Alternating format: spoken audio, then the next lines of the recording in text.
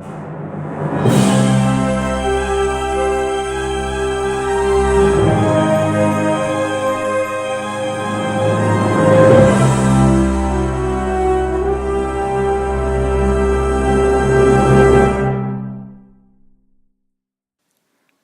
God. Welcome back, everybody, to another episode of The Actors Room.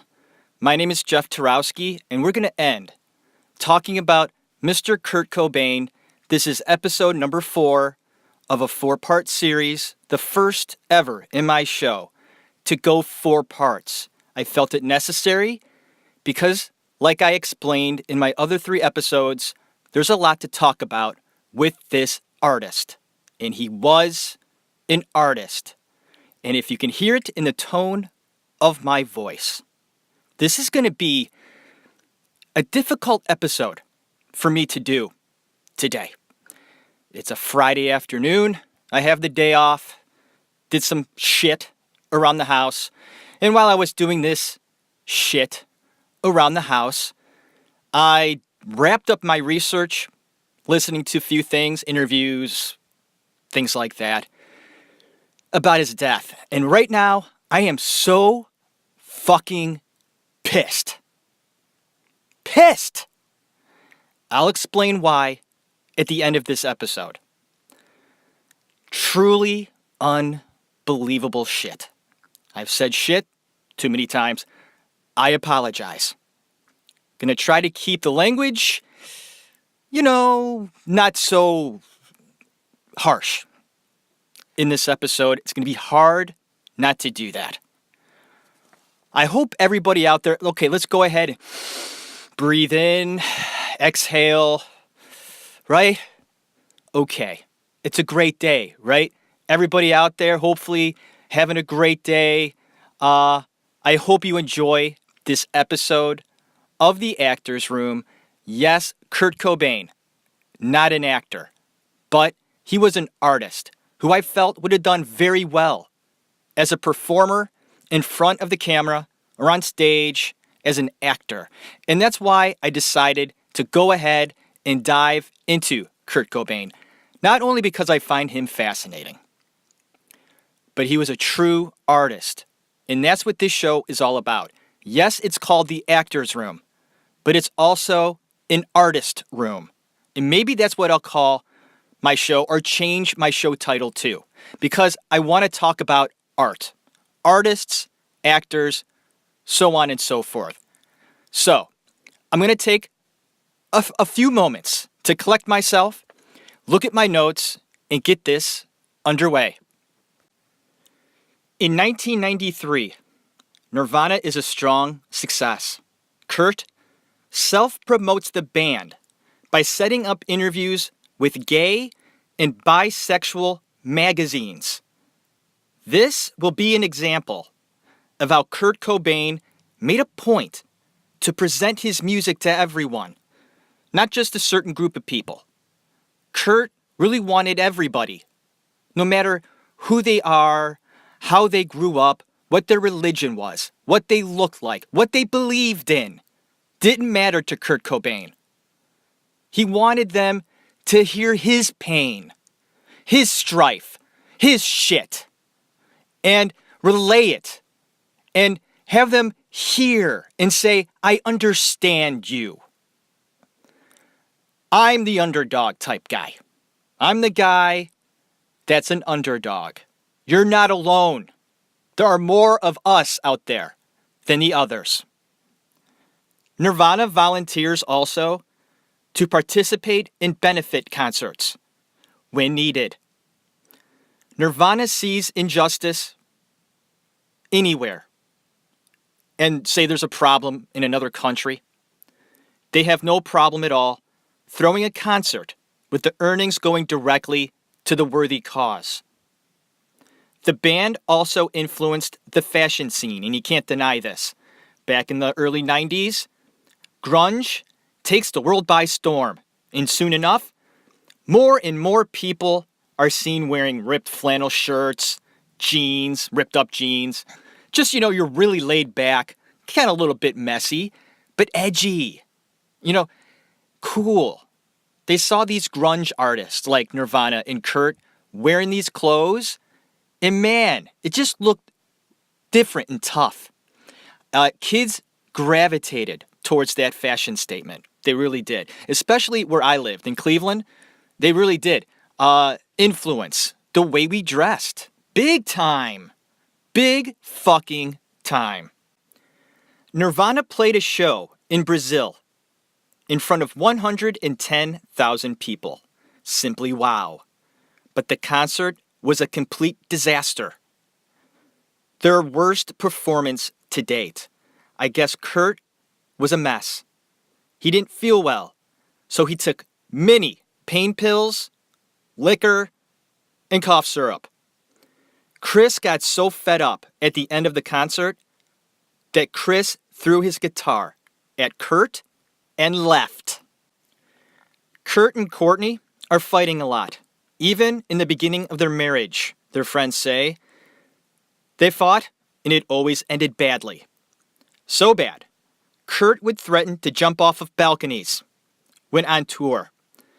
So it was decided to book hotel rooms that definitely didn't have balconies. That's so funny. Moving on. Cobain wanted to call the next album this. Quote, I hate myself and want to die. End of quote. This is a fucking fact, people. Kurt Cobain wanted his next album to be called I Hate Myself and Want to Die. This is a true story. Let me say that again. True, not false. True story. Okay. Chris Novoselic, bassist, good friend, commandant to Kurt Cobain, said, Kurt, buddy, there is no way in hell we can call our album that.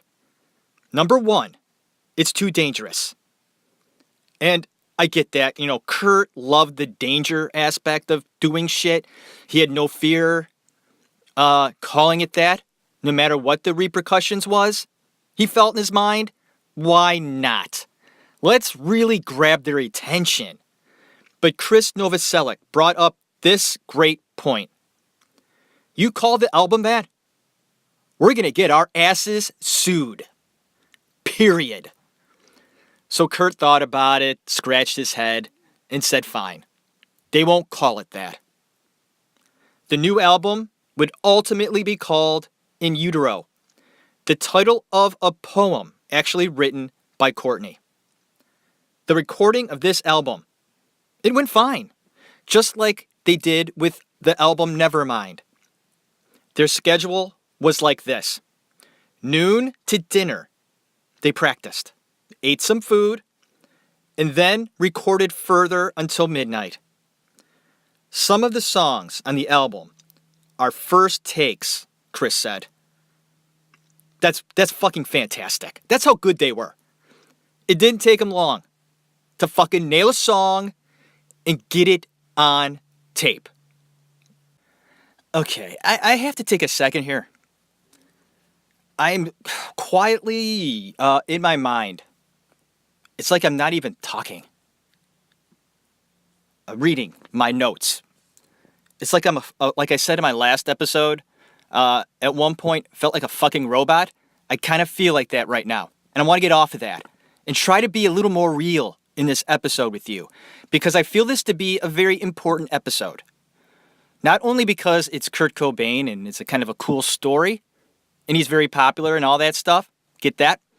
But it's important, period, because the end of his life, fascinating, dangerous, and just fucked up.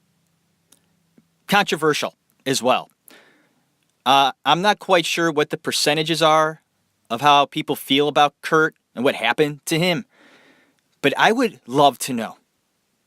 Just to get a poll out there of all sorts of people that are familiar with Kurt Cobain and his death and see where they stand on the issue. And of course, after doing a little bit of research on it too, not just what they've heard, years ago, actually sitting down and going over all of the things that happened around his death, who was involved, what was said, and so on. Because it's really weird is that I have pages of information, like 6 pages before I start talking about his death. And I'm thinking to myself, this episode's going to be 5 fucking hours. I gotta ramp it up. Okay, I gotta see where I left off here. And while I'm doing this episode, in the back of my mind going, I can't wait to talk about what I think happened, or just talk about what happened. I don't want to do that. I want to also concentrate on other information that led up to this horrible, horrible thing. So I'm looking down at my notes here. I was talking about In Utero, and Chris saying it would take like just one take for them to nail a song. And I found that to be so amazing, if it's true. I feel that it probably isn't true, Chris, like I don't believe you sort of thing. But if he says it's true, then I believe him. I think that where he's coming from, it didn't take long for them to gel and get it right. And I like that. Kurt loved to read, okay? And one of his favorite novels was called Perfume. Now, he would use this idea on the album. Cobain also read up on Frances Farmer. This is also a fascinating story. If you don't know about Frances Farmer, she was an actress, really popular back in the day. She lost her mind. She got schizophrenia. Schizophrenia. She had that. You lose your mind? David Bowie's half-brother. David Bowie's half-brother had it. And David always felt that he would get it, catch it like a virus. Scary stuff. Kurt Cobain also fascinated by this woman. And I guess she lived in Seattle, so that sort of touched him too, because he was from around that area. And just really did love the story. So much so, he placed it into the album and would also name his daughter Frances. Goes to show how much that touched him. That story. Heart-Shaped Box is the best song on that album. Well, to me, it is anyway. The song was based on his relationship with Courtney and how painful it was. Just listen to that song. Just listen to it. They actually collaborated, the both of them, to write it. It was painful for Kurt, and it should be. I want to remark that at this time, in the life of Kurt Cobain, he looks really skinny to me. Pictures I see performing at this time, I mean, I know he was skinny. You know, I'm skinny too. Sometimes you just look skinny or skinnier in some pictures, you know. If you're a little overweight and you see a picture of yourself and you go, oh my God in heaven, I got to cut back. Or, you know, sometimes I'll see pictures of myself and I'll go, oh my God, I got to start eating more. Same thing. But I'm seeing pictures of Kurt at this time, thinking he just looks, you know, skinny, yes, but like a sickly kind of skinny. And I think heroin was taking over at this point. His stomach was bothering him so much that he couldn't stand it anymore. He decided to use heroin as medicine because it would dull his stomach pain. It's really damn sad, but it's really damn true. But I want to point this out before I move on. Kurt would eventually find a doctor, later on, that diagnosed his stomach ailment. Cobain just said he had general stomach issues and was on a medication, and it got rid of the burn. And this was about a year before he died that it started finally feeling better. Poor guy. At least he had a year of no stomach pain. But Kurt Cobain was using way too much heroin at this time. And it was before this album that his daughter Frances was born. Little Frances Bean. She would be present at the studio as a baby when Nirvana was recording In Utero. She was so small, adorable little girl, this girl. Frances Bean, when she was a baby, she had chunky cheeks, fucking cute kid. I think that Kurt felt horrible. He was using around his daughter, and he was. He'd be off of it for a little while, but he was still a user. It's just not a good look being a father. And Courtney would even comment on that simple fact.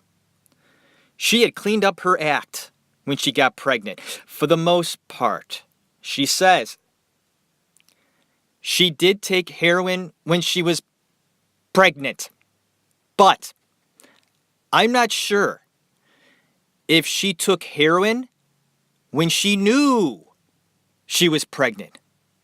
Okay, and if she did, holy fucking shit.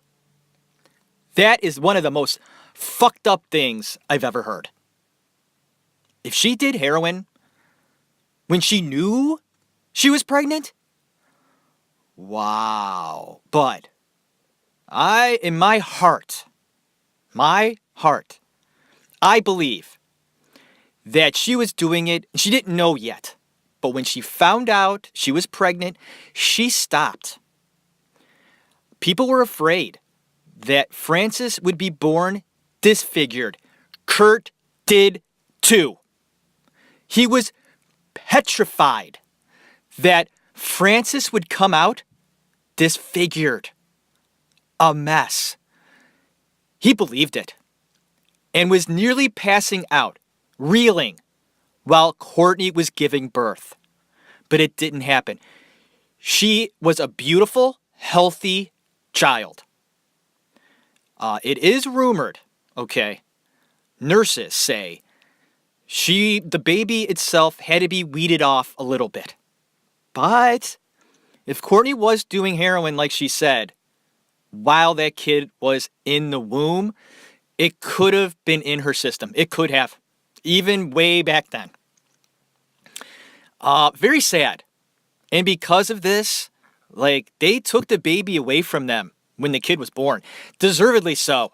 If there is any indication at all that the parents are heroin users and pretty bad ones, they're going to take the baby away until they feel that the parents are ready to take on that child and the responsibility of raising that child in a comfortable, safe environment. And this is what happened to Kurt and Courtney. The Kurt Cobain little family recorded some precious moments between them. And I mean, like a video recording. Frances Bean was a cutie, and they gave her lots of attention. You can see it in the videos. And I've seen these videos because I watched the documentary done by Courtney Love called The Montage of Heck. Or, I'm sorry, just Montage of Heck. I enjoyed it. Great footage in there, seeing Kurt when he was little. Seeing Frances when she was a little baby. And Kurt playing with her. And Courtney playing with her. And they're a family. And there's actually a scene of footage in the movie. Is a little weird because Courtney is naked in the tub. She had no problem at all being naked, by the way. She loved to show her tits. I remember my buddy said he went to a Hole concert back in the 90s when they were first coming up. And he's like, Jeff, man, this concert was great. I'm like, wow, excellent. I wish I could have been there. And he goes, Courtney Love did half the show with her top off. I said, you gotta be fucking kidding me. He goes, I'm not fucking kidding you. She ripped off her shirt and we're like, holy shit. So she had no problem at all. In the documentary too, you see footage. She's lying in the tub with the baby, bathing it. You know, she's naked, the baby's naked. Really weird. But Kurt's there too. He's behind the camera, videotaping this scene. And they're just, splashing around in the water. Real serene. Just a family being a family. Like any family would do. And Courtney says something like, I'm really happy. And I really believe her when she said that. She goes, Kurt, I'm really happy right now. And Kurt said, yeah, me too. Very touching scene in the documentary. Montage of Heck. Mind you, this documentary was done by Courtney. Very biased. very biased. There are things in that documentary that plainly are not true. I did my research on this. Doing this episode of Kurt, want to make sure facts are pretty much, presented and done in the right way. You watch this documentary, don't take it to heart. There are things in there, not true. For example, Kurt did not try to seduce a fat girl, okay, that was slow and everything. He says that he attempted to seduce her, changed his mind because she smelled weird, and left. And that the story got out, and they picked on him for it. They called him retard fucker, something like that. Didn't happen. He also, I guess in the documentary, it is said, okay, that he got so depressed about all this, being picked on and everything, just being lost and, him being a kid, being an alien, feeling like one, he thought about suicide. He brought himself up the courage to walk down at night to the railroad tracks, laid down on the railroad tracks, and have the train just run over him. And the train came, and it veered off on the other track. He picked the wrong track and felt to himself a lucky day. Once again, bullshit. Didn't happen. Buzz Osborne has said, watch the documentary. Oh boy. Lot of bullshit in that thing. Buzz Osborne was around Kurt when he was a teenager. Very young. While he was in high school, Kurt Cobain hung out with Buzz Osborne in his band, the Melvins. He was addicted to that scene, Kurt was. And Buzz himself said he was close to Kurt at this time and not at all ever hearing stories about this. He was close to the town. If anything like that happened, Buzz said he would have heard about it. Plus the fact, that's just the way Kurt was. He told stories to get a rise out of people, to kind of grab them, to make shit up, because that's what he did. He liked getting a rise out of people. See how people reacted to things he said he did. For instance, when he was a child, a teenager also, he had a really good friend, which was rare for Kurt, but he did find solace in the friendship of someone in town that was gay. They connected. And being close friends with this gay guy made not only his friends at school uncomfortable or the kids at school uncomfortable with him, but his own mother, Wendy, was uncomfortable with the fact he was hanging out with a gay person. Kurt scratched his head at this, said, oh my God, what is going on? And he had to break off his friendship with this guy. He felt really bad about that later on, that he did that, but he felt a lot of pressure around him. Goes to show you how things are in the world. And wouldn't you know it, Kurt Cobain's sister, and I forget her name now. God damn it, I'm sorry. I can't think of it. Shit. Anyways, she's gay. There you go. And that's something. Okay, I am going to go ahead and look at my notes here. See where I left off. Here we go. The album In Utero was well accepted, but not by the executives. It was let me correct that. It was well accepted within the band, but not the executives that heard it when the album was finished. This worried the band. Kurt wanted to be proud of this. I do believe that, but he just couldn't because the executives didn't like it. They felt their music careers could be damaged by this album. The art collage on the back of the album was scattered with images of unborn babies. There it is again. Kurt, his fascination with babies. During one of their shows, Cobain got up on one of the amps, a big amp, and jumped on David Grohl and his drum set. I mean, he fucking leaped on them. It was such a sight to see.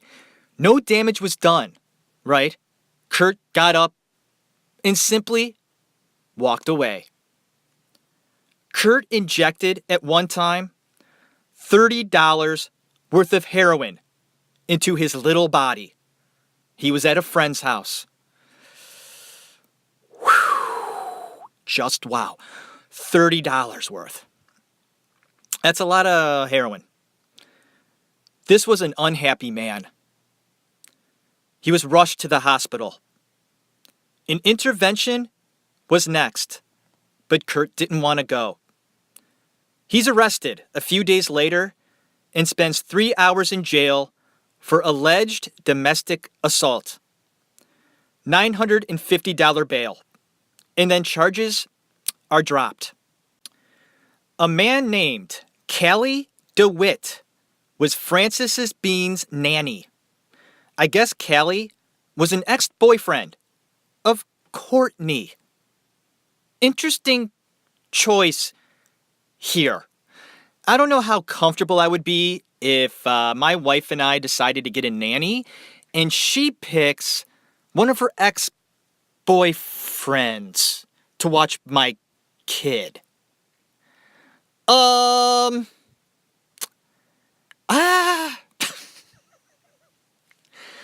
Weird situation. Am I right? That's fucking weird. Oh, well, this nanny, Callie, has claimed, that he doesn't believe that Kurt Cobain hit Courtney. No way, he says. Kurt would get vicious, he says, but Courtney would provoke him. Make fun of him to the point where he would explode. He just couldn't take it anymore. Their fights were horrible, Callie said. It was further said that Courtney loves drama. She enjoyed being yelled at. I want to bring up something. I saw a documentary called Kurt and Courtney. If you've never seen it, fucking see it. This documentary, it doesn't get enough credit, folks. It was done in the cheapest of ways, but there is some really great information in there. And I'll tell you one of them. One of Courtney's exes, way back in the day, this guy was a lead singer in a band. The band, not big, but on their way, a little successful. Well, Courtney hooked up with this guy and devoted her life into trying to make this guy a rock star, a big star. She dressed him up and told him how to act. She was in complete control of this guy. She felt that to make it, you had to ride the coattails of men. So that is what she tried to do back then. They're interviewing this guy, okay, this ex-boyfriend, and he was obviously, or had obvious contempt for Courtney. He wails on and on, blah, blah, blah, and just wouldn't let up on her at all. I mean, it got so bad in the interview that, like, he starts, like walking around and pacing. I mean, it was quite incredible. When you do research on people in her past that she spited, I mean, they are just enraged talking about Courtney. And what's really interesting, too, is her own father, Hank, her own father, like, talks shit about her. Like, he is so done with her. He's written books about it. I mean, he's, like, even he, like, gets this look on his face. Like, you know, don't cross me, Courtney. Sure, her own father says this about her. It's quite amazing. But anyways, getting back to this ex-boyfriend, by the way. Okay. This is some interesting stuff. Okay? He's like, it got so bad between the two of us, me and Courtney, and like how she was controlling my life and wanting me to make money and be a star and be this big star. That's all she cared about. It was driving me crazy. It got so bad, I didn't want to be in the band anymore. She ruined it for me. She ruined my career because she made me hate being in a band. And I was like, I'm done. The guy even explains that Courtney Love had a short list on how to make it in the business. One of her goals on this list was to become friends with Michael Stipe of REM. The guy even kept the paper she wrote this on, and you could see her list of things she felt she had to do to make it. And one of them said, become friends with Michael Stipe. And the boyfriend, the ex-boyfriend, looks at the he goes, look at that. And she does it. And he goes, you got to give her credit, though. I mean, really. I mean, she goes out there and she became friends with Michael Stipe. And he goes, you got to love her, right? And then he looks at the camera and goes, no, you really don't. This guy was hilarious, by the way. And I believe him. The passion he spoke about her. The fact that, like, she pretty much ruined his career. And, like, how she was driving him insane. And felt to himself that if he continued on with her and didn't break up with her, that he would have fucking shot himself like Kurt did. That's what he said. Fucking incredible. You got to see this doc. It's called Kurt and Courtney. And wow, do you get to see some interesting things. Makes you scratch your head, man. Really does. I mean, it really does. It took 92 weeks. 92 weeks until Nevermind left the charts. Simply incredible. A successful album. Cobain made changes to the band. With all the screaming in his singing, he decided to calm it down and concentrate on a chamber music feel. He felt it wouldn't last very long, or he wouldn't last very long, if he kept going in the same direction. He also incorporated another guitar and also a cello to go along with their music. There was another near overdose for Cobain. The nanny, Callie, found him with the needle still in his arm. He wasn't breathing, so the nanny punched and smacked Cobain. After a few minutes, Kurt coughed. That was a bad one. They were scared. So they got him up and had him walk it off on the streets of New York City. And he had a show that night. He didn't miss it. It was surreal, they said. 4 hours previous, the guy was dead. Not breathing. And there he was, up on the stage, doing his thing. Quote, if the crowd only knew what happened. Wow. It was really scary. End of quote. The shooting of the video for Heart-Shaped Box took place right around this time. What a sight and what a sound. Kurt had all the details worked out for the video.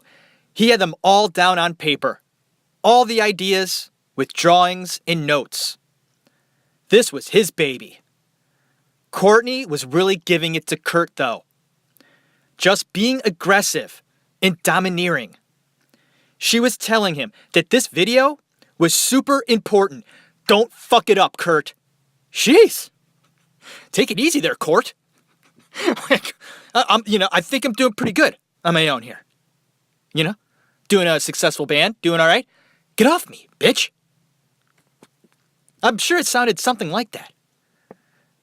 Courtney sounds lovely, doesn't she? She does. It gets better, though, later on. Just wait. Now, from my research, Kurt was getting so fed up with this fucking yelling, screaming, and telling him what to fucking do. Kurt didn't like people telling him what to do. He just wanted her to lay off. She told him he had to look good in the video, look handsome, look sharp. And the fight continued. She wouldn't shut the fuck up. It got so bad and frustrating for Kurt that he took a cigarette, lit it, and put it out on his forehead. There! Do I look good enough for you now, bitch?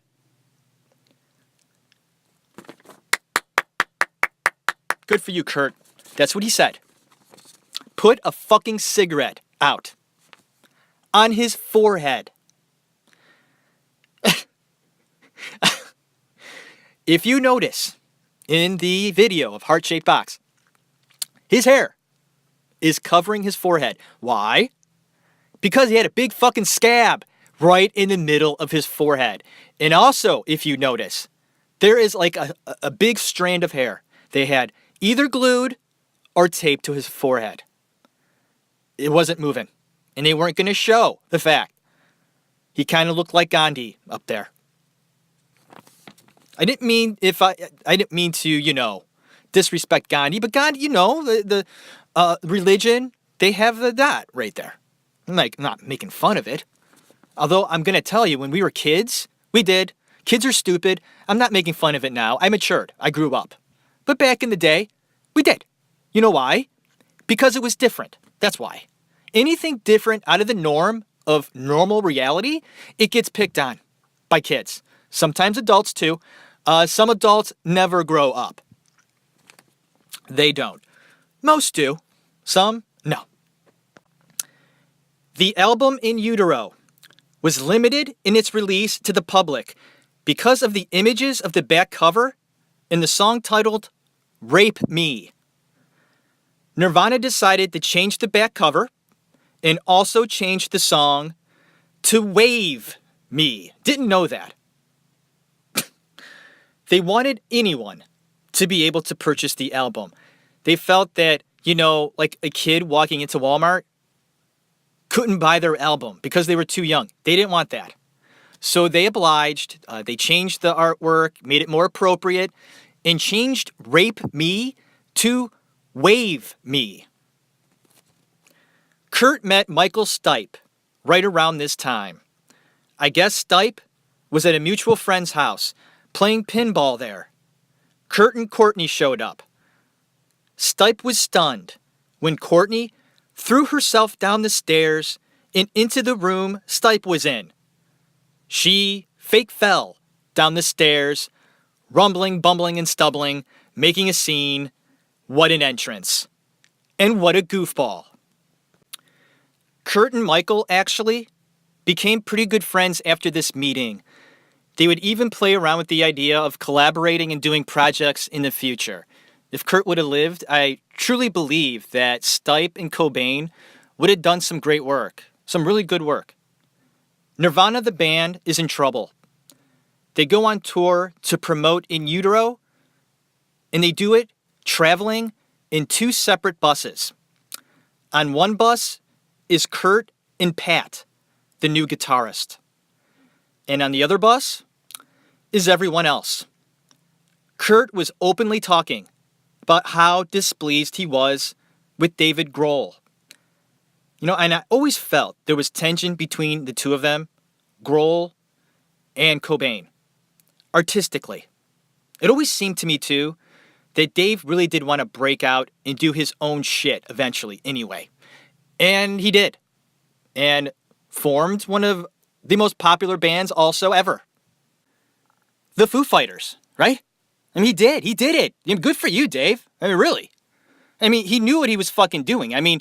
From what I gather through my research, he was writing songs, like, when he was with Nirvana. He was. He was preparing himself to go out on his own. I think Kurt knew that, deep down. All right? Grohl, I truly believe he was honored to be in the band, right? But this was Kurt's band. And Dave knew that. And Kurt made it clear, okay, when he demanded to have more percentage of the earnings the band made at one point. Now, this was encouraged by Courtney. Courtney brought this up. She's like, Kurt, You write the songs, right? And you're the lead singer. You should get more money, right? So I guess Kurt agreed to this. This notion. It seemed like through my research, what I gather is that before this, everything was split evenly with the band. But not anymore. And this would put the band on rocky ground. Okay, because of course, like Dave and Chris, they're a little put off by this. Courtney was difficult. Period. This placed a wedge between Kurt and Chris. Chris's wife and Courtney didn't get along. This was a problem. Chris Novoselic wasn't even invited to Kurt and Courtney's wedding. So that's saying something. Let's just say that the band was in jeopardy of breaking up. Kurt felt there needed to be drastic changes. He even toyed with the idea of quitting music for a while. He was just exhausted. Kurt did get to meet one of his dearest idols, novelist William Burroughs. They had actually completed a project together called The Priest They Called Him. But now they were actually going to meet. The project they did similar, right? They did in their own time, and then it was put together. But Kurt was actually going to meet him now. Kurt was so excited. They talked the entire time, and so Kurt had to leave later on that evening. Burroughs had this to say about Cobain after he left. Quote, "There's something wrong with that boy. He frowns for no good reason." End of quote. Then Kurt and Nirvana decided to accept the invitation to perform for MTV Unplugged. This is a treasured event for me, personally. I remember when it came out, and I still love it today. Some of the best acoustic performance ever. And Kurt's light showed bright. He was actually battling drug withdrawal at this time. He would be off of drugs, then on again. Mostly on. But he did try every now and then. MTV gave Nirvana a hard time from the start. They only wanted Nirvana to play the hits. Kurt doesn't like people telling him what to do, right? And he wasn't happy. The stage was decorated by Kurt. White lilies and black candles everywhere. One of the producers said, okay. You mean like a funeral? And Kurt replied, exactly. Just like that. Like a funeral. You can see the emotion in Kurt during his performance. And it's truly incredible. It's there, he's there, and it's real. It was his landmark artistic act. It was for everyone to see. Cobain himself even nudged his friend at the after party with a small grin on his face. Quote, "I was pretty good tonight, wasn't I?" But he was in so much pain, emotionally and physically. Kurt was absolutely convinced that Courtney Love was cheating on him. And he was pretty sure it was Billy Corrigan. She just couldn't let Corrigan go. And Kurt was devastated. Courtney denies this and said she only thought about it. Not doing the actual cheating, but she thought about it. Kurt, for sure, thought it was real. Kurt and Courtney recently bought a mansion in Seattle. A very nice house, by the way. Seen pictures of it and everything. Gorgeous house. Kurt was uneasy about it, though. Do we really need all this room, really? But she convinced him. So he did. There was a lot of pressure on Kurt to play Lollapalooza, and he didn't want to do it. They did a recording at a studio for the weekend. Chris and Dave showed up on Friday. So I guess Nirvana, going rocky times, really not getting along very well. End might be near. But they decided to buy some studio time over the weekend and just jam. Nothing specific, just have them get together. Play together, just jam together. So I guess Chris and Dave showed up on Friday. Okay? No Kurt. Kurt was nowhere to be seen. Saturday came. No Kurt. So, Chris and Dave did their own thing. I guess Dave actually did a few recordings of his own. Big surprise. He's getting himself ready, man. He knows shit's going down. He's like, I'm getting ready. Things don't look good. Might as well start working on my shit. He put down a few songs. Dave did. Sunday came, and Kurt finally showed up. Brought no gear. But someone had an extra guitar and loaned it to him. The band jammed together, and they did it well. It was a success.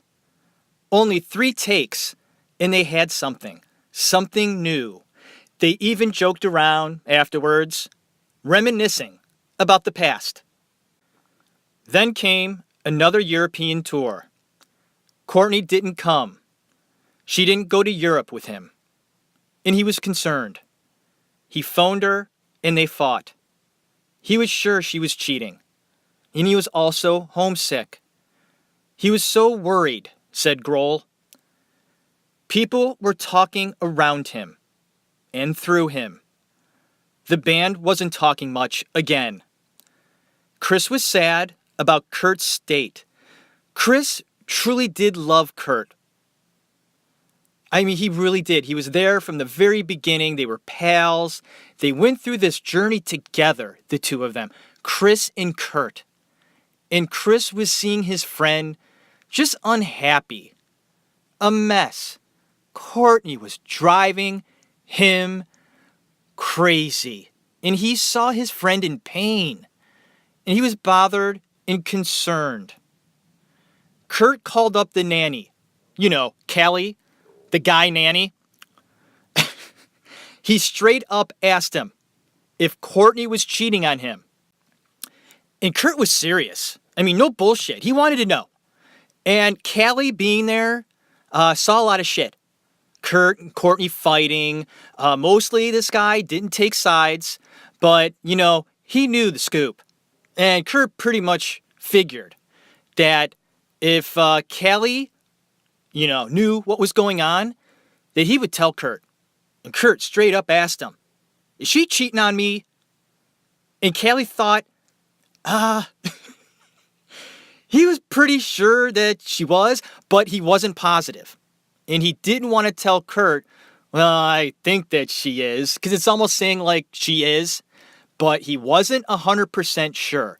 So he said he didn't think so. Right. Not sure if Kurt believed this, right? But the tour went forward and Kurt looked out of it. It was Kurt and Courtney's anniversary, and they were apart. Kurt would just lay on the sofa, sad, concerned, gloomy. He wanted to cancel the rest of the tour. What's the point? He said. Their final show was in Munich. On the phone with Courtney again, in another fight. As soon as Kurt hung up the phone with Courtney after this one conversation, he quickly phoned his attorney and said he wanted a divorce. The honeymoon period in Kurt and Courtney's relationship was long gone. Kurt soon realized that she was really not the companion for him. And he was so torn because his own parents' divorce ruined him. And he would hate, absolutely hate, for Frances to go through the same shit. Parents fighting just like his did. Over and over again.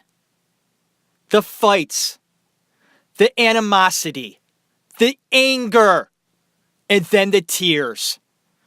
And he saw this in the future for Frances. He was devastated, pissed that him and Courtney weren't working out, and that he would have to make that decision. He didn't want to make that decision, but he felt that if he didn't, he would lose it completely.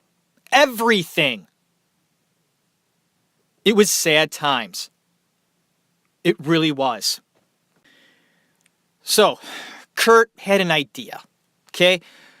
When the band finished up in Germany, everybody went their own ways. Kurt stayed in Rome. Courtney would be coming to Rome with Frances. Cobain had a plan. He was going to make this right. One more chance.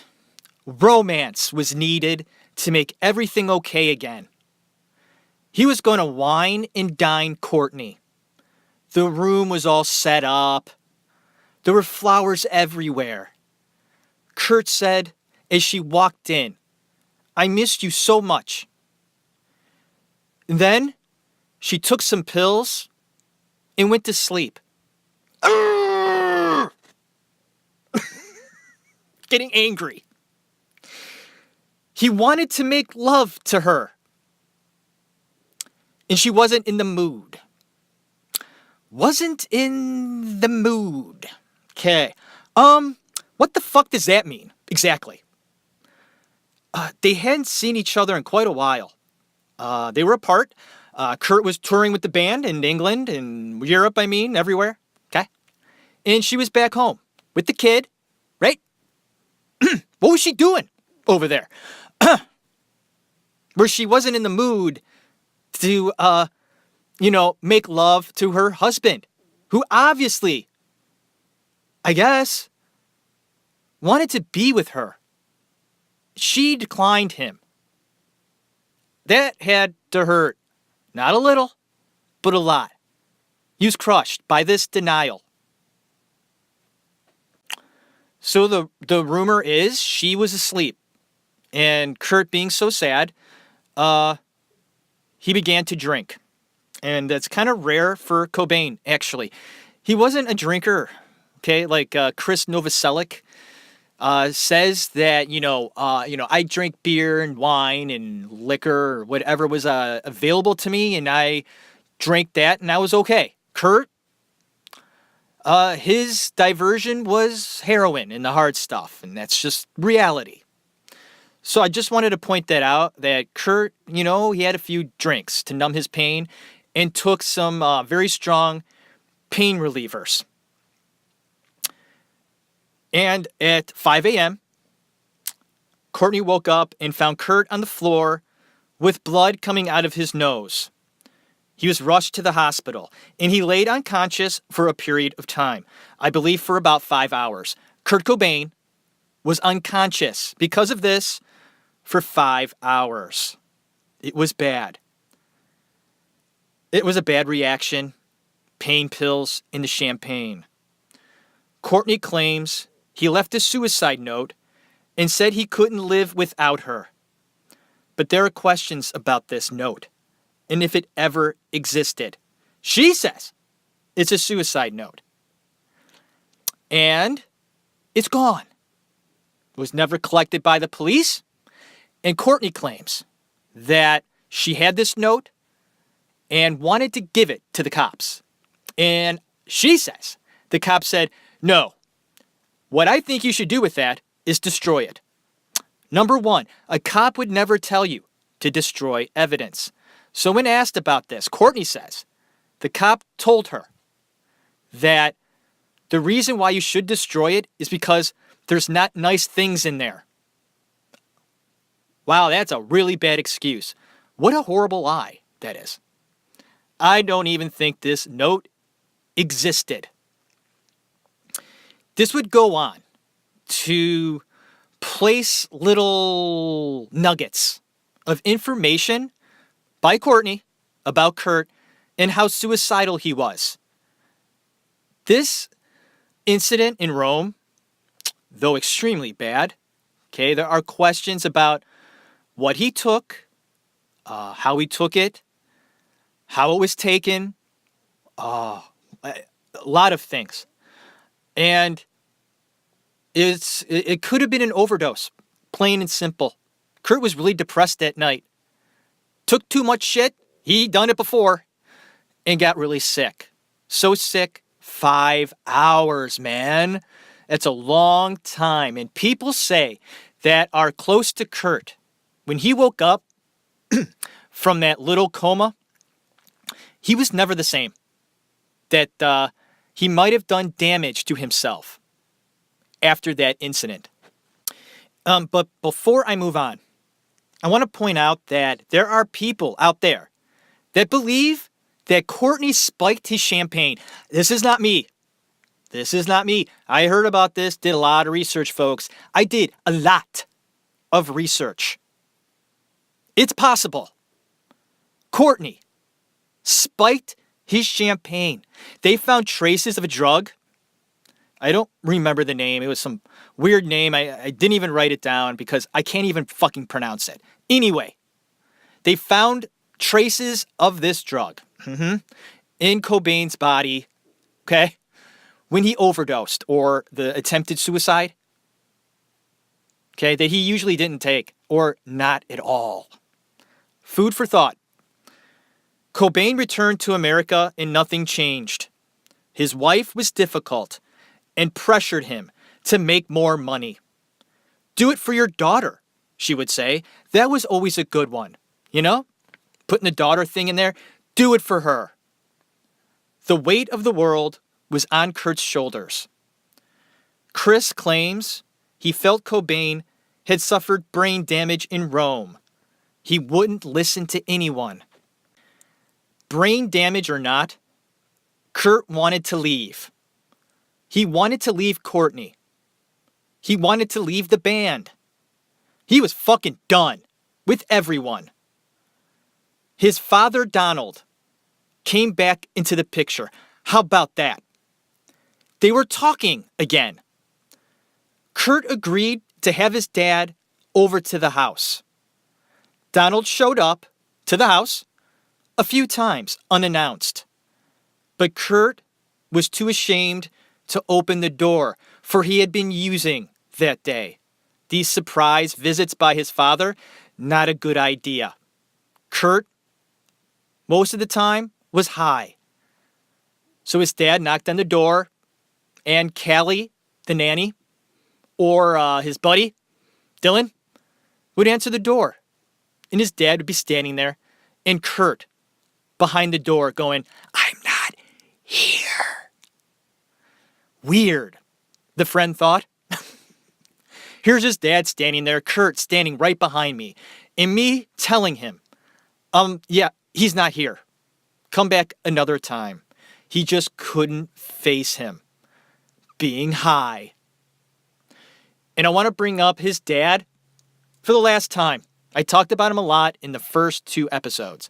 Mostly the first one. You know, we talked about Kurt's childhood and the divorce and how Don was and Wendy, how they reacted off of each other and how they made the kids uncomfortable, just like any marriage. Donald really did truly want to connect with his son. He didn't just leave him out to dry. Kurt held a lot of resentment towards his father for not keeping the family together. You're my dad. You're the man of the house. You didn't make this happen. He blamed his dad a lot for his unhappiness as a child. He did.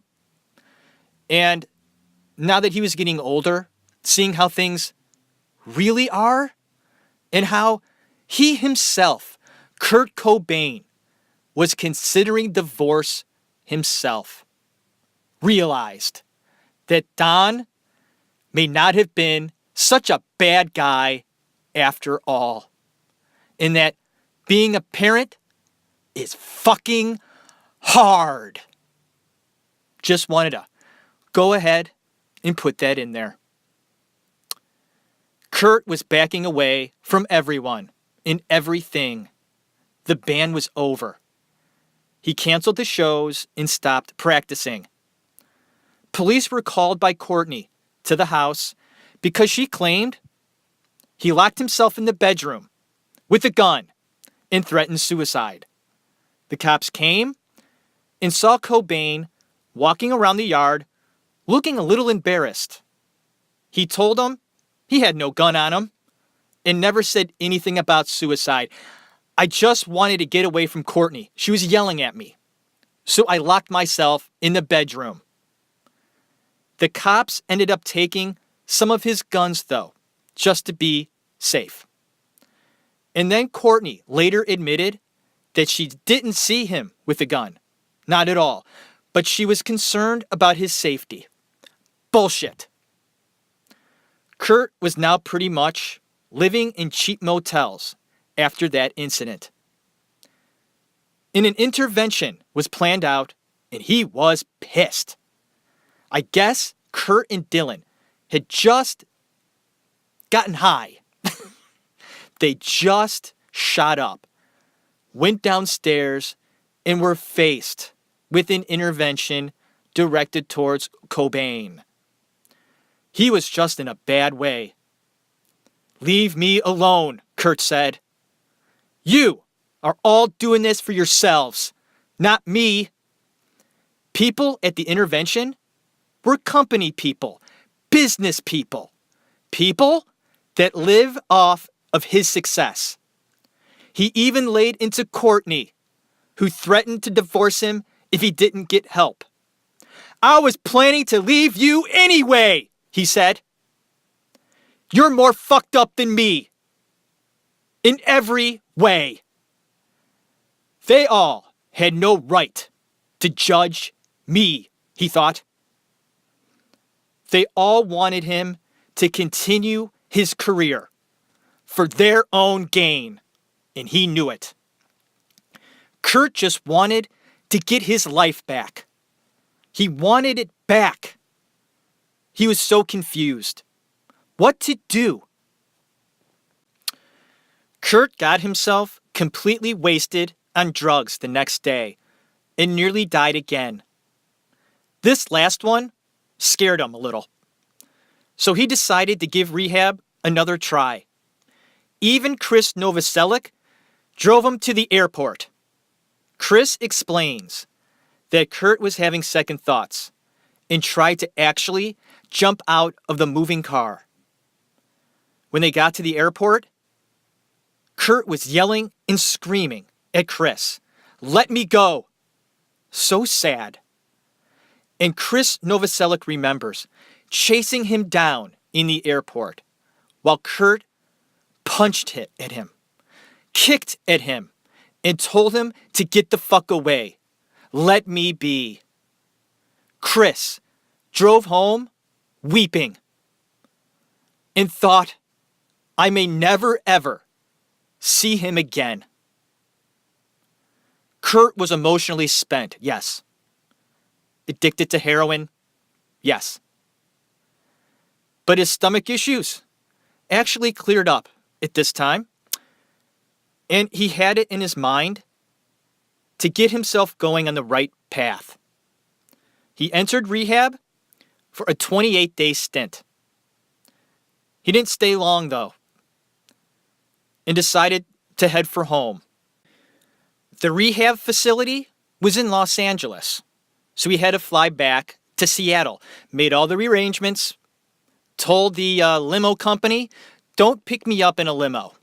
I just don't want the scene." He even left Courtney a message. She was in her own private detox center / apartment, whatever. She found out he left the facility and made inquiries. She even made up a story that she overdosed so he would call. She canceled his credit cards. The rehab center, right, said that he had jumped over the wall when he left. Wasn't necessary because the front door unlocked and nobody standing guard. He did it to make a point. I don't need this. I'm jumping the fuck out of here and going home. And on the way home on the airplane, he actually sat next to the bassist of Guns N' Roses. Pretty cool. Saw a documentary about him too. I think his name is McDuff. Don't quote me on that. Didn't write that down. Fascinating guy, actually. They sat next to each other on the airplane the day he left the rehab center. So this guy's talking to Kurt, right, on the plane, and later says that he did notice Cobain seemed sad, a little out of it, but for the most part, he was okay. He just thought he looked sad, is all. So when they got off the plane, the guy met a friend there and thought, why don't we have Kurt hang out with us? Would that be okay with you? And the friend said, of course it's okay with me. So I guess the guy turned around to get Kurt to come with them, but he was already gone. Gone. So close. Who knows? Maybe that would have saved Kurt's life. Him hanging out, right? Now, the rest of this story is fucked up. Lots of miscommunication on where Kurt is, when they see him. But this we do know. Mr. Kurt Cobain was found dead on April 5th, 1994. This death is curious to say the least. Kurt was always deemed to be suicidal, right? I mean, Kurt, he's just a suicidal guy. Always was, right? Always. Right? I'm not so sure about that after my research. His closest friends remark that he did not display signs of suicide. He was on drugs, yes. Unhappy, sure. A lot going on. Yeah. The only person professing this is guess who? Courtney Love. She placed this idea into the heads of police officers and private detective Tom Grant. Oh, wow. Let's talk about Tom Grant. If you don't know this, Tom Grant was hired by Courtney Love when she found out Kurt had jumped over the wall of his rehab facility. Okay, let's go ahead and back up just a few notches. Kurt is pretty insistent in his mind, okay? They're done. Courtney and Kurt are done. Nannies in the house have been interviewed and have stated that the weeks before Cobain's death, it was really getting bad in the house. The fights were just really bad. And the nanny was just so upset by everything, she had to quit. She said she lasted 3 weeks there, and she couldn't take it anymore. She explained how Kurt was so sad, and that Courtney was domineering, and just ruined him, belittling him. He could do nothing right. Nothing. Nothing at all. He could do nothing. He was worthless. And they always talked about the will. The will, money, the will and money. What's going on with the will? Cobain wanted it over, man. Over. It was done. Courtney knew it. She fucking knew it. Why did she hire this private detective? Well, they'll say she wanted to find out where Kurt was. Okay. If she was so concerned about Kurt, why didn't she get off her ass? She was at a rehab center. And this Tom Grant guy, when she called him up to, come on over and talk to me about Kurt and where we can find him, he walked into this place. It was like a hotel room. He said they were smoking in there, doing drugs. That was the most fucked up, weird facility for drug detox he'd ever seen. She was just all over the place, stoned, going on and on about meaningless shit, canceling his credit cards. She explained that Kurt was so stupid, he couldn't even hail a taxi cab, and that canceling the cards would make him return home, and then they can find him. So this detective guy, Tom Grant, was so suspicious, everything so fishy, her story so not believable. He told his partner who came with him, listen, I've done cases like this in the past, and I told myself, if I ever came upon a case that looked really fishy, I was going to document everything. Everything. And he told his partner, from now on, we're taping every conversation with Courtney on the phone or wherever. We're taping everything, documenting everything, signing it, authorizing it, because this doesn't seem right to me. And I got to tell you something, folks. You can hear recordings of Courtney Love with this guy, Tom, talking about shit. She's talking about, and I guess this was right before Cobain was found, like a couple of days before. She's going on and on about how her band is going to be releasing her album and how she should rig the press and make it seem more valuable to her and how she can manipulate the press. And she was throwing things out there to this guy to get his reactions. Well, if I say this to the press, you think it would do good? She's like, bad press is good press just for anybody. Like Michael Jackson, she laughs. Why is it's always money with her? Always money.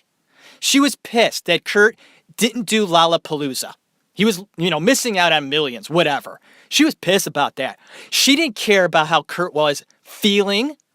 She wanted him to do the show. Because she's like, they asked me to do it. But I didn't do it because, they would think that I got there because my husband. And you should hear her talk. I mean, it's cringeworthy. She's more concerned about her band, Kurt. That's the way I took it. Okay, so here we go. Before I get too heated about this whole thing, because it really does upset me, the last days of his life are shrouded in confusion. People spotted him at restaurants, eating dinner, looking dazed out of it, seen in front of shops, things like that, probably scoring drugs. And I want to get back to the fact that his friend Dylan purchased that shotgun that would take his life before he went into rehab. Courtney claims that when she phoned the police about the fact that Kurt left rehab, she says to the police, he escaped, he just bought a gun, and he's suicidal. Not true. Why would she lie? She's setting something up, folks, because Kurt bought that gun weeks before, and he bought it for the sole reason, for protection. There were break-ins around the area, and the house itself didn't have a fence, so people would come up to the house, and did in the past. This shotgun he bought was mostly to scare people away. If he wanted to kill somebody, he would have bought a fucking rifle, okay? But this shotgun, okay, he bought it for protection, to scare people away. Kurt loved guns, by the way. He had a fascination with them, owned a lot of guns. This was nothing new. Nothing at all. Why is Courtney saying these things? Because people say he wasn't suicidal. He wasn't talking about suicide before it happened. Dylan Carlson, his good friend, said, he was shocked. He signed no signs to me that he was suicidal, his best friend. Kelly said the same thing. And even their attorney that Kurt and Courtney were very close to, Rosemary, her name was, okay? Rosemary Carroll. They were both very close to her. Even she said in a taped interview with Tom Grant, she said, Tom, I'm just so confused. Kurt wasn't suicidal. He wasn't. In this same conversation too, this attorney, Rosemary, because Kurt phoned her. They were in contact before his death that he wanted his will changed. He wanted Courtney out of the will. He was fucking done with her. Done. And may have said that to her. You're done. You're out of my will. This is she would have been ruined. well, not ruined. I mean, she had a band of her own, Hole, right? It wasn't a bad band. It really wasn't. And they had a successful album and some decent songs, man. I listened to them. They're all right. A buddy of mine went to their concert, enjoyed himself very much. But if Kurt would have taken her out of the will, which he planned to do, she would have lost a lot of money, plain and simple. I mean, just think of the money that Kurt Cobain is worth even today. His daughter, Frances, doesn't have to work a day in her life, man. And if she has kids, they're going to be fine too. And I apologize for my yelling, okay? Looking into this thing, doing the research that I did, found out things that were very fishy, people. Disturbing, fishy. This private detective that she hired was concerned, taped everything, and Kurt and Courtney's lawyer, Rosemary, told this detective, Tom, in a phone conversation that was taped, she didn't know this. And neither did Courtney, by the way, with all these phone conversations she's having with Tom. She didn't know that Tom was recording her, because it's illegal to record phone conversations. But this detective felt that if he was brought up on charges, he would have taken that risk because he would explain why. And he had evidence to support it. Tom Grant said after Cobain was found dead, he was there. He saw everything. Felt at first, suicide. Okay. But it just bothered him, the whole thing.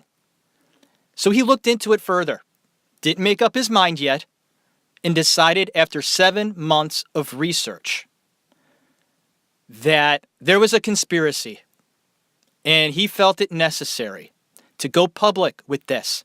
He didn't have to. What's in it for this guy? To be ruined?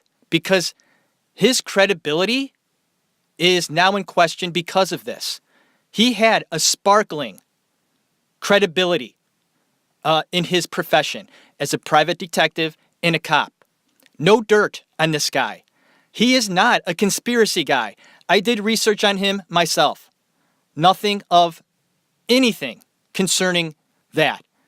He's doing it because he knows something is wrong and feels that when Kurt committed suicide, that's what they're saying, there were admirers of Cobain that were so heartbroken by it that they themselves committed suicide. And it continues today. People that admire Cobain take their own lives. It's sad but true. And this detective thinks that if I can prove it wasn't a suicide, I might save some lives. How about that? No one ever looks from that angle, do they? This death is weird, man. Just think about it for a moment. I've heard podcasts about Kurt Cobain. I shake my head. And especially at this point, at this fact, okay?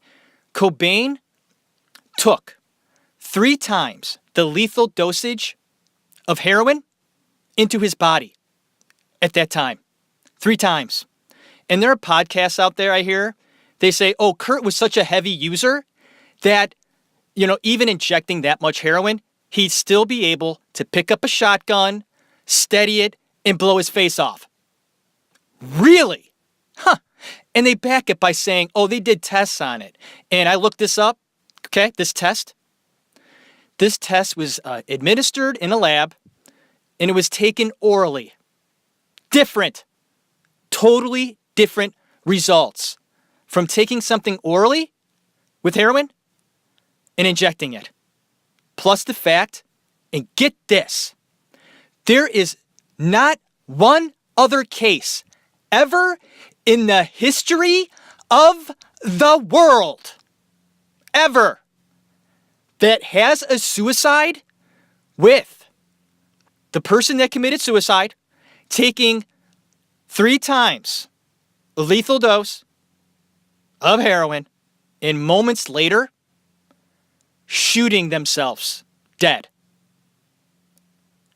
Not one other case Can you believe that? Interesting. Think about that for just a moment. Let that sink in. Kurt Cobain did heroin, and if he was going to commit suicide, overdose on drugs and die, it would have been because he just took too much dope, and he would have just blissfully passed on. And that's probably what would have happened to Kurt if he didn't stop, most likely. But to pick up a shotgun, wow, and blow his head off, steady it like that. What a weird way to fucking end it all. Shooting yourself in the face with a shotgun. And from people that knew Kurt, okay, said he wasn't suicidal at that time. The suicide note. Boy, is this questionable. Oh boy. First off, it is believed this note was written, God only knows how long before this suicide, supposed suicide, okay? And it reads like a farewell letter to his fans. The big portion of it, if you look at this suicide note that he left, the big portion of it is Kurt going on and on about his displeasure, the fact that he's losing his vision in his heart and all that stuff in his music. And he's thinking of taking a break. And he really was. And he was apologizing to his fans in this letter, in that he felt bad about it. It didn't say anything about death. He said that he was a flaming shootout star or something like that. That's a rock term that's used, okay? But at the very bottom of this note, okay, there is writing that looks different from the top part. And I know people are going to say, well, he just shot himself up with heroin. That's probably when he shot himself up and his writing's all fucked up. Oh, okay. There is a possibility of that. I get it. But you can't deny that the writing on the bottom is bigger, different, and just odd. It's kind of separated from the other part of the note.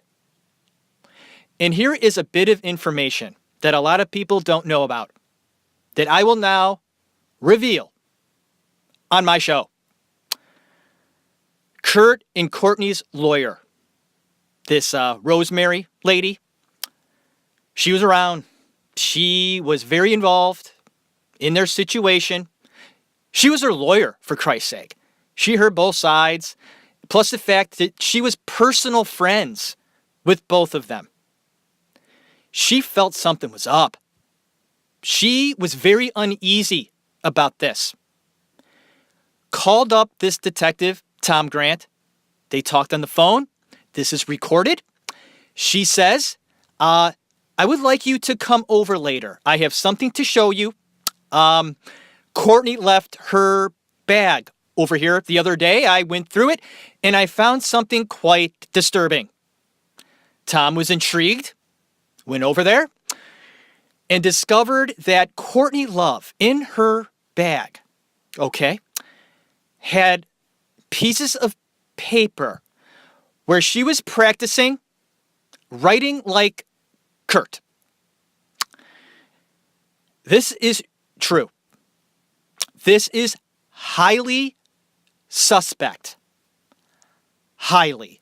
And makes you go, doesn't it? Who benefited from Kurt's death?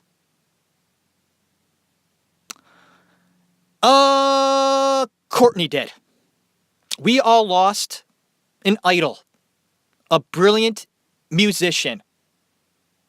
Francis Bean lost a father.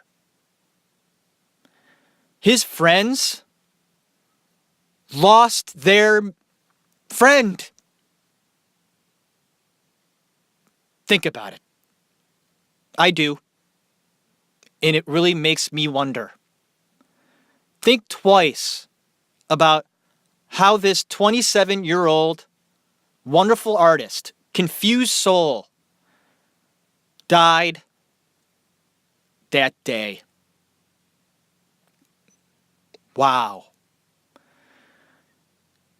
Thank you, Kurt Cobain, for changing the way we listen to music, the way we wore our clothes, felt about, your music, that time period. You really changed things. And for someone to do that, change a genre the way he did, or someone that's talked about as much as he's talked about, is quite important.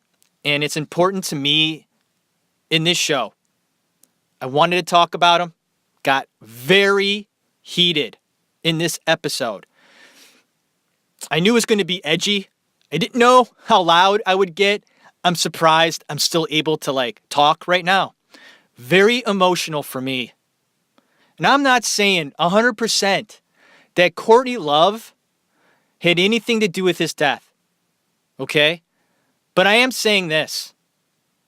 If Kurt Cobain took his life that day, or night, whatever, by injecting large amounts of heroin and then deciding to write a letter while completely ripped. I hear when you do heroin, as soon as you shoot it up, you feel it immediately. He had the time to write a note. Okay, this is what they're saying. Write a note. Load a shotgun. And I guess the shotgun was completely loaded, by the way. Why would he load it completely when he was just going to use one shot? That's interesting. But anyways,